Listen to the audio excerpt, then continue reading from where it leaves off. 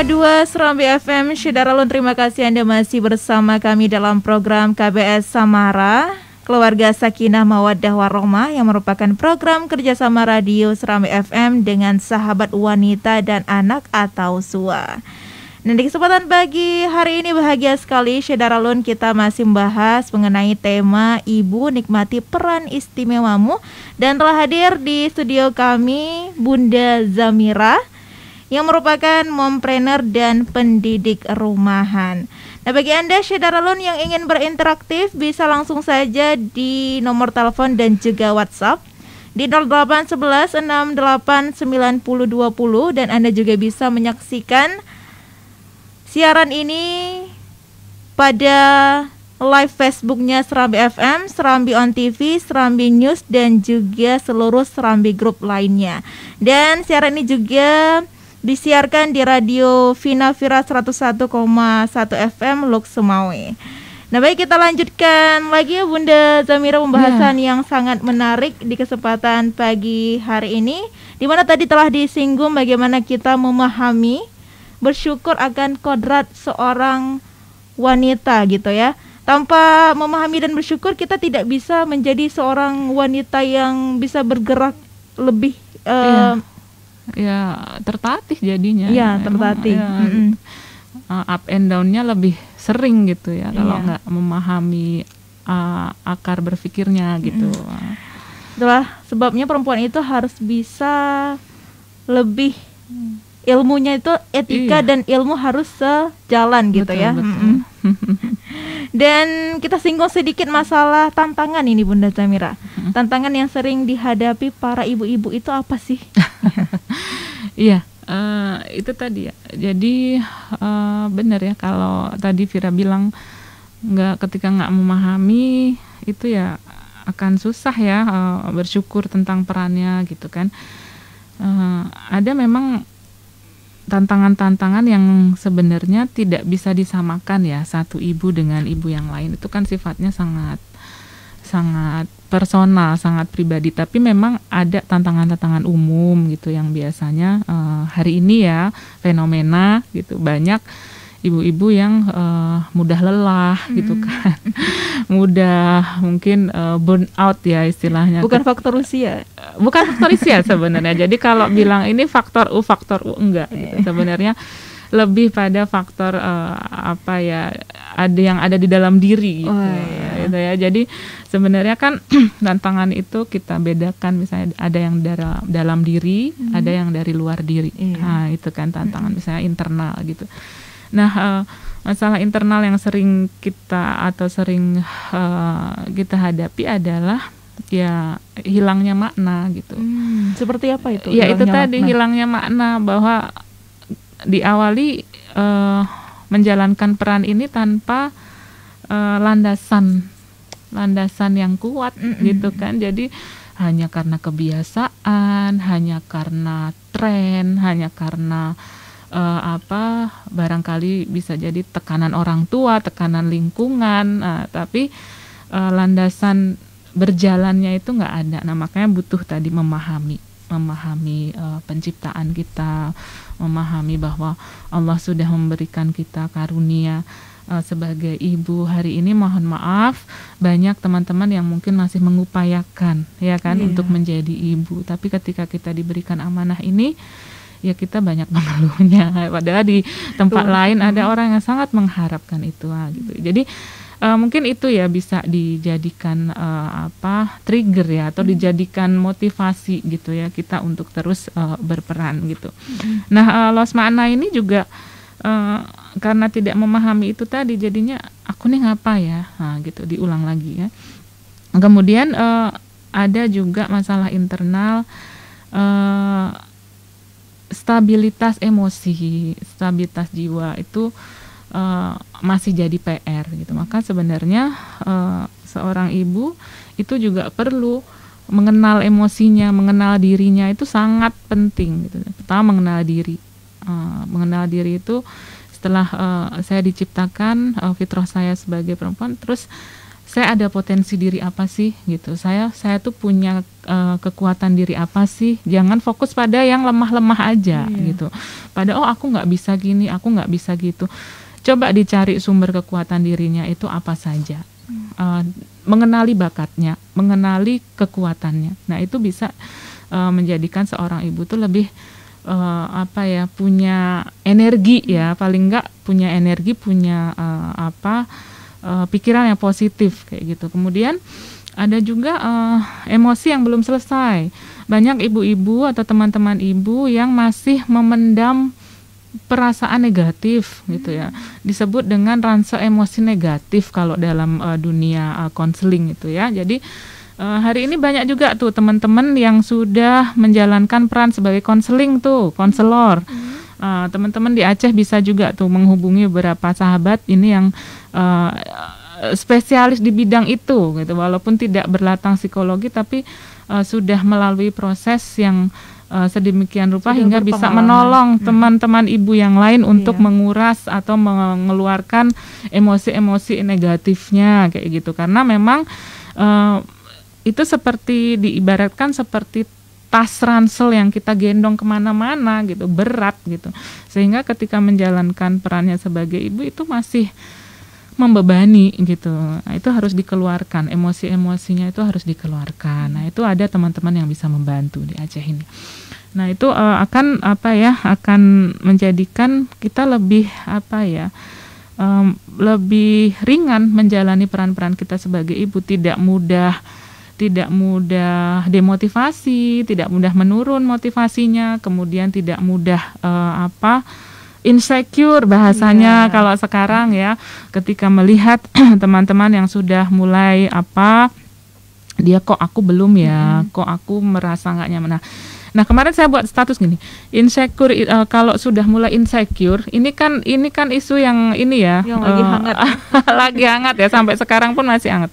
Itu jadi kalau sudah mulai insecure, coba baca ta'awudz. Gitu, karena memang itu adalah yuwaswisu. Jadi setan menanamkan was-was ya dalam diri melalui insecure itu tadi, yang disebut insecure. Coba sebelum buka sosmed ta'awudz. Karena memang itunya tuh itu di situ tuh sumbernya gitu ya. Nah dan dalam Islam sendiri dikatakan bahwa sebelum mengerjakan sesuatu ada baiknya kita berdoa dulu atau minimal baca bismillah gitu betul. Ya. Jadi makanya itu kan sebagai tameng ya, karena memang hari ini ibu-ibu diuji banget tuh masalah itu gitu. Nah itu dari internal tadi ya, jadi lost makna atau nggak ada makna lagi ya. Beraktivitas ya sesuai dengan rutinitas saja dari Senin sampai Minggu gitu ya, Senin sampai Ahad ya udah rutinitas aja yang dibuat, seperti air mengalir, seperti air mengalir tanpa ada pemaknaan. Oh ini bahwa ini adalah peran saya untuk lillah gitu ya, untuk Allah sebagai ibadah kayak gitu. Akhirnya lebih cepat capek gitu, nanti ada pemicu sedikit udah emosinya udah seperti itu gitu ya. Bisa dikatakan begitu ya, karena memang nggak pemaknaannya kurang gitu tadi. Nah dari eksternal nih, hari ini banjir informasi, yang namanya banjir informasi atau tsunami informasi. Dari mana-mana semua, dari sosial media itu yang terutama ya. Hari ini kan dari 24 jam kira-kira 15 sampai 20 jam itu di tangan ya. Jadi ini memang porsinya besar sekali gadget ini gitu. Jadi itu juga untuk ibu-ibu juga gitu. Kalau tidak ada regulasi, tidak ada self control ya akan mudah terpengaruh gitu dari sosial media, dari gadget kayak gitu kan. Jadi semakin banyak informasi, semakin tidak bisa memfilter. Nah gitu. Akhirnya dikit-dikit aduh kok aku belum gitu. Saya pun masih belajar gitu ya. Saya pun yang di sini bicara pun masih belajar untuk terus mengevaluasi terus gitu ya. Oh, jangan sampai ini mendominasi. Siapa sih yang lebih berhak mendapatkan perhatian kita? Ya anak-anak kita, keluarga kita, bukan sosial media, bukan yang lain gitu ya. Karena memang disitulah seorang ibu itu nanti diuji kebermanfaatan dirinya itu pertama ya memang untuk anak-anak dan keluarga gitu ya. Nah itu. Jadi eksternal juga mungkin masih sudah berkeluarga tapi masih dikendalikan orang tua. Nah ini banyak juga faktornya ya, dari memilih pekerjaan, dari memilih profesi, dari bahkan disetir ya, diintervensi. Harusnya suaminya yang memutuskan apa-apa untuk dirinya, ini orang tuanya, mertuanya. Nah ini terjadi umum dan awam sekali di masyarakat. Ini termasuk yang menjadikan seorang perempuan itu terkadang jadi stres. Seorang ibu tuh jadi stres. Di sini harusnya ikut suami tapi ditekan sama orang tua. Padahal sudah berkeluarga gitu. Nah ini hal-hal yang salah satunya ya yang masih banyak ada curhat lah ya, beberapa teman-teman ibu juga gitu ya. Kemudian ya itu tadi hidup yang dikendalikan oleh di luar dirinya. Dia tidak memahami lingkar kendalinya, tidak memahami lingkar pengaruhnya. Lingkar kendali itu lebih kecil daripada lingkar pengaruhnya. Di mana sih kendalinya? Kendali diri saya apa? Ya diri saya sendiri, anak-anak saya, keluarga saya, apa yang mau saya lakukan, perasaan saya gitu ya. Atau yang tidak bisa saya kendalikan, penilaian orang lain tuh kan banyak tuh ya di konten-konten Instagram itu kan banyak tuh. Kendali saya di luar ini apa, penilaian orang di luar diri itu yang tapi sering kebalik. Jadi penilaian orang jadi lingkar kendali dia. Nah, ini yang menyebabkan kemudian para ibu ini juga akhirnya tertatih ya dalam menjalani hari-harinya tuh kayak lelah sekali gitu karena memang belum bisa melepas itu gitu. Nah itu ada pendekatannya harus gitu. Punya prinsip tertentu. Betul. Untuk menjalani Nah itu lebih hidupnya. bagus ketika kita punya prinsip yang kokoh ya, pendirian yang baik gitu ya. Itu insya Allah tidak mudah terpengaruh gitu dengan sekitar gitu. Karena kita punya ada satu yang kita tuju. Nah seperti itu kurang lebihnya. Terlebih lagi berbicara masalah gadget tadi.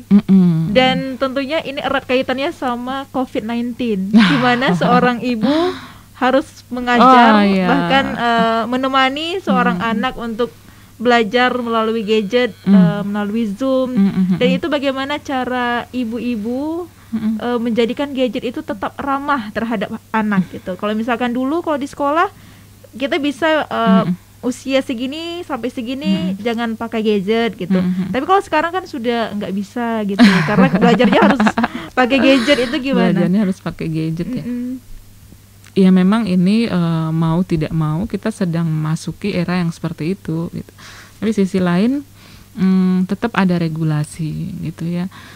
Banyak tantangannya memang. Ini memang zaman dimana memang tantangan itu semakin besar ada di pelupuk mata kita gitu. Jadi memang harus istilahnya adu kekuatan ya sama zaman gitu. Jadi kita emang harus benar-benar punya ilmu di zaman ini. Kita memang harus punya ilmu. Nah ilmu itu nanti ada yang berupa banyak sekali strateginya, bagaimana regulasinya seperti apa, itu harus gitu.